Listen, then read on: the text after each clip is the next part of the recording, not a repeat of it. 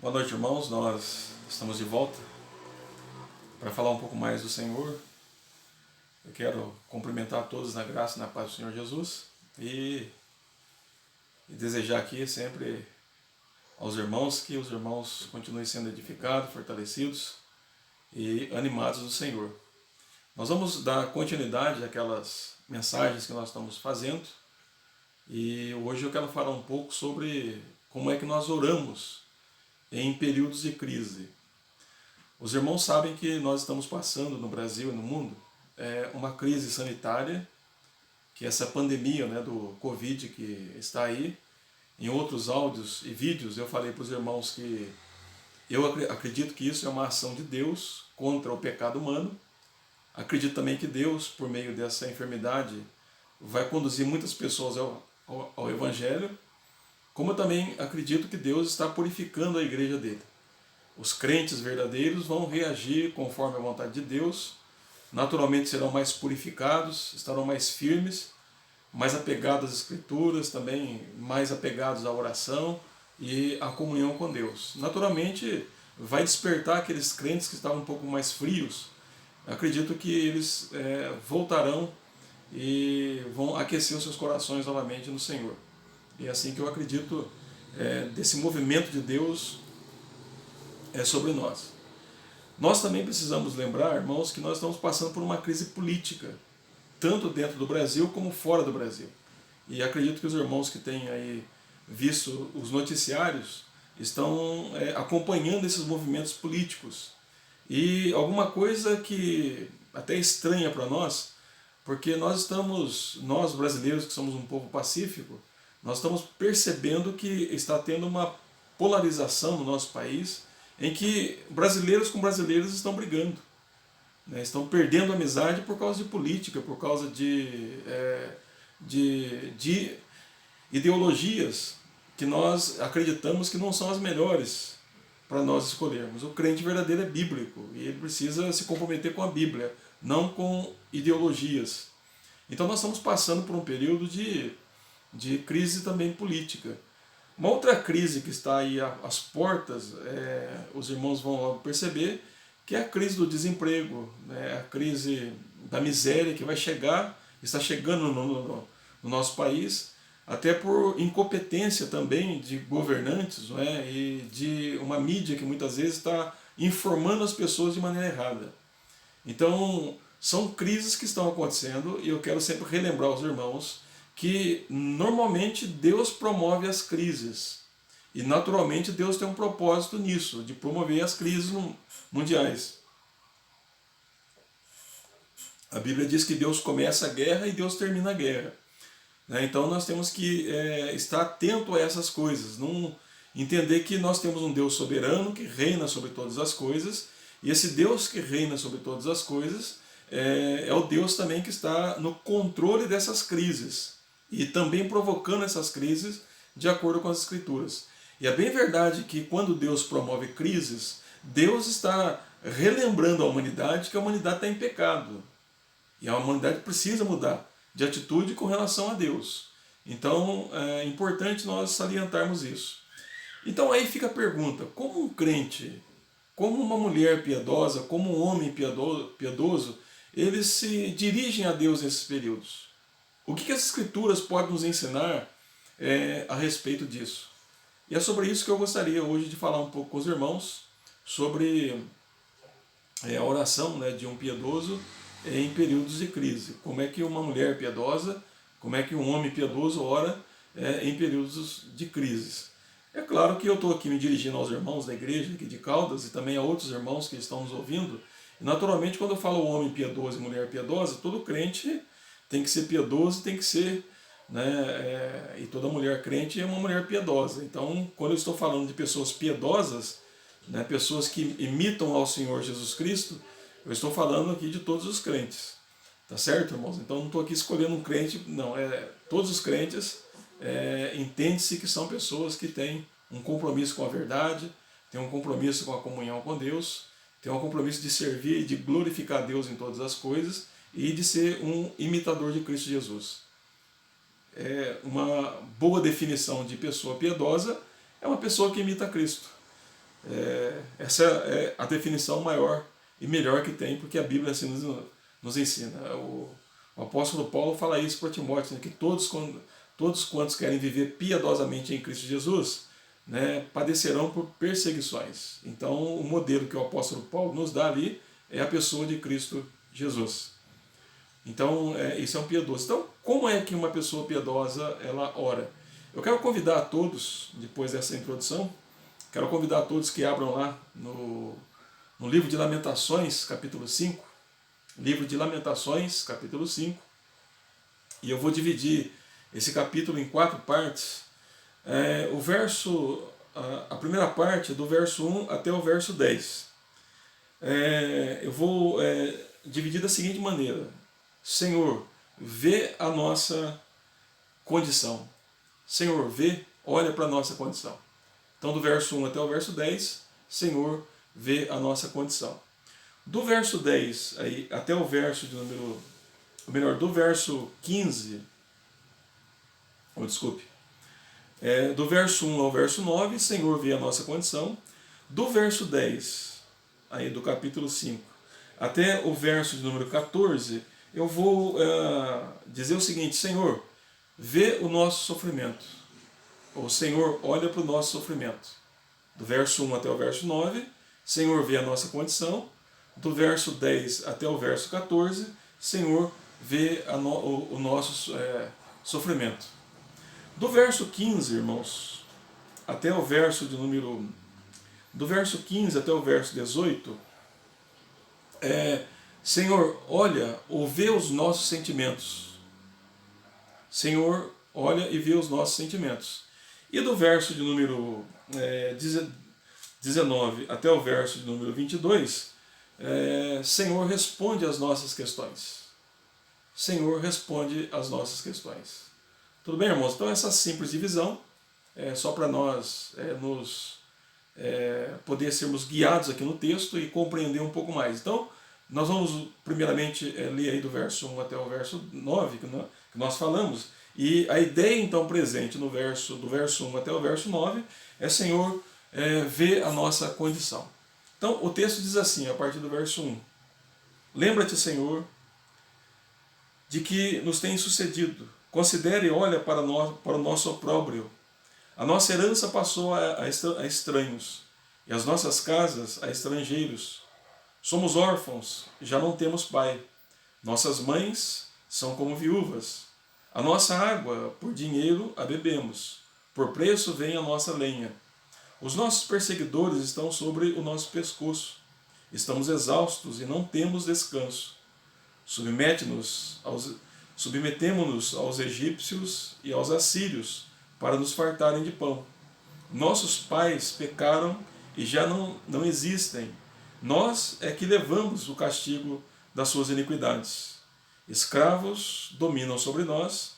Ninguém há que nos livre das nossas ou das suas mãos.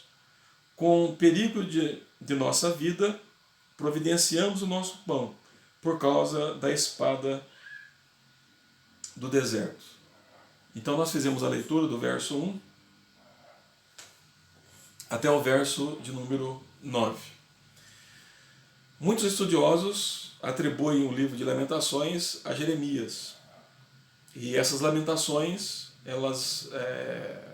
se foi feito por Jeremias, ela está reconhecendo algo importante. Temos que lembrar aos irmãos que nesse período Judá havia quebrado a aliança com Deus. A semelhança do Reino do Norte, que nós chamamos de Israel, lembrando que no período de Salomão foi dividido as tribos, então ficou o Reino do Norte, ou melhor, do filho de Salomão, né? Ficou então as 10 tribos que foram para o norte, ficou conhecida como o Reino de Israel, o Reino do Norte, e as tribos que foram para o sul, né, ficou conhecido como Judá, o Reino do Sul. E o Reino do Norte já tinha sido levado para o cativeiro pelos assírios. Agora a Babilônia é usada por Deus, e ela vem então sobre Judá e Jerusalém e pega partes do povo, lembrando que o povo que vai para o exílio, eles vão em 3 etapas.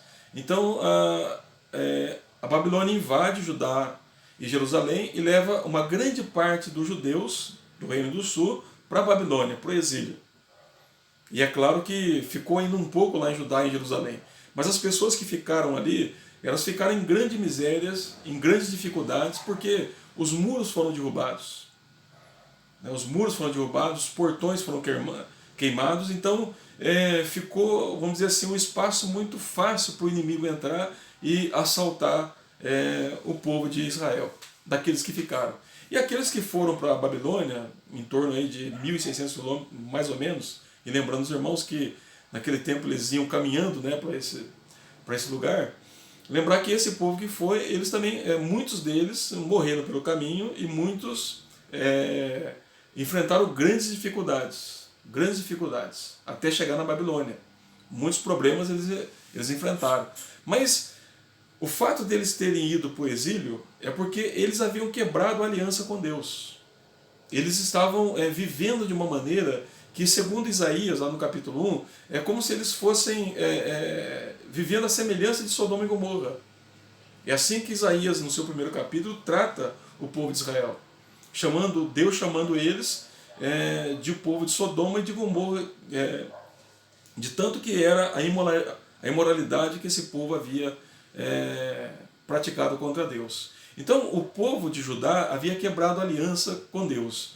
E naturalmente esse castigo que Deus traz sobre o povo de Judá é um castigo justo.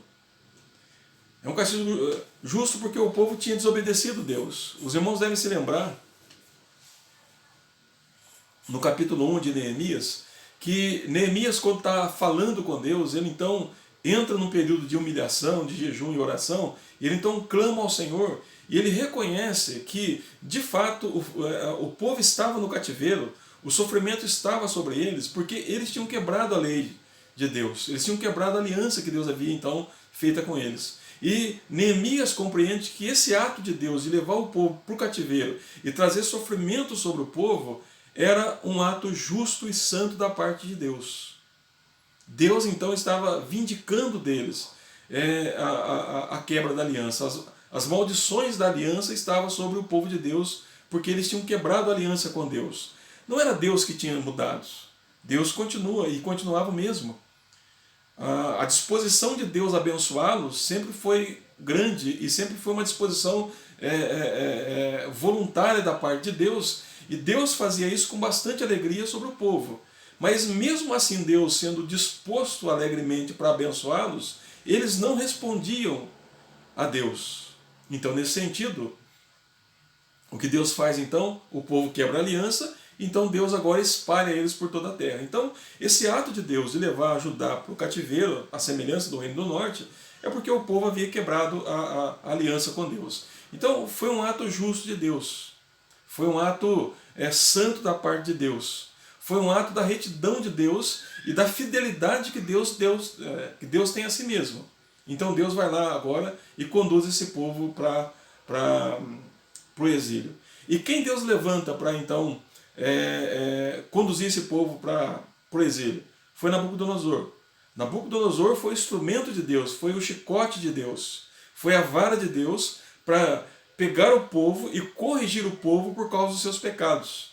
E é naturalmente também que esse ato de Deus se compreende também como um ato de misericórdia. Porque Deus, ao mesmo tempo que Ele está punindo o povo, que Ele está disciplinando o povo, castigando o povo, porque eles haviam quebrado a aliança, Deus também queria trazer o povo de volta a Ele, por meio do arrependimento, por meio da humilhação. Lembrando que quando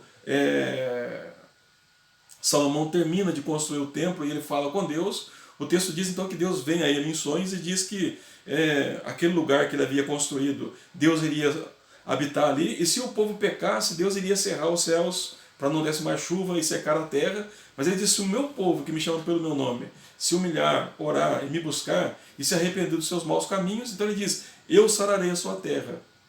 Eu sararei a sua terra. Então, Deus estava conduzindo o povo por meio do sofrimento, e o propósito de Deus, além de punir o pecado, era de purificar o povo e trazer novamente o povo para o arrependimento e voltar para Ele.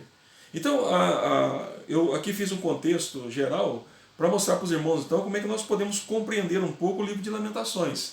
Então, agora o que está acontecendo aqui? esse povo está sofrendo então a invasão da Babilônia, e é claro que a estrutura de Judá ela é completamente abalada. A vida espiritual do povo é abalada porque o templo foi destruído. A vida social do povo é abalada porque famílias foram divididas. A sociedade foi dividida, então cada um foi para um lado praticamente. Pessoas morreram, né? Famílias, filhos ficaram órfãos, mulheres ficaram viúvas.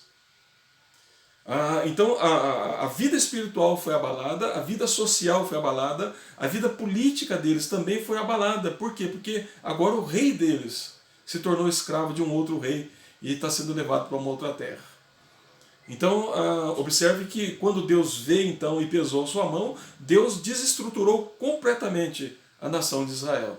Mas Deus faz isso porque Deus é um Deus santo, é um Deus que é fiel à sua aliança. E como o povo havia quebrado a aliança com Deus, Deus então agora está respondendo ao povo de acordo com os pecados deles. Agora, lembrando os irmãos sempre que o propósito de Deus, sim, era também de trazer esse povo ao arrependimento. Então, é nesse contexto, irmãos, que nós temos que analisar o livro de Lamentações.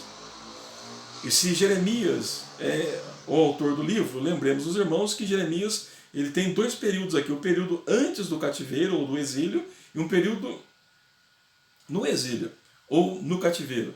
E lembrando que o profeta, quando ele foi enviado por Deus para falar com os reis, ou com o rei de Judá, ele havia dito sobre que Deus iria usar a Babilônia para então punir o povo por causa da quebra da aliança. Lembrando que Jeremias foi muito zeloso na pregação, exortando o povo para que o povo voltasse para Deus, se arrependesse dos seus pecados e alertando o povo para que não lutassem contra a Babilônia, porque a Babilônia era instrumento de Deus para punir o pecado deles. Se eles lutassem contra a Babilônia, é a mesma coisa que lutar contra Deus, porque Deus estava levantando então a Babilônia para então ser a vara da disciplina de Deus sobre o seu povo. Então é nesse contexto que nós temos que analisar então o livro de Lamentações e tirar então lições para nós, como é que nós podemos orar diante de momentos de crise. Como eu falei para os irmãos, nós estamos passando por um momento de crise. Então como é que nós podemos falar com Deus nesses momentos? Então é claro que eu vou voltar num outro vídeo, né? Eu aqui dei uma introdução bastante longa e eu vou aqui apenas dar o começo e naturalmente eu vou voltar para falar com os irmãos no outro vídeo, aí eu quero entrar direto na parte da oração e como é que nós podemos aprender então com Lamentações a falar com o Senhor. Então eu vou dar por encerrado agora e volto no outro áudio ou no outro vídeo para falar com os irmãos. Deus abençoe os irmãos nesse momento e o meu desejo então é que os irmãos sejam fortalecidos e nós voltamos a falar no próximo vídeo. Deus abençoe a todos os irmãos.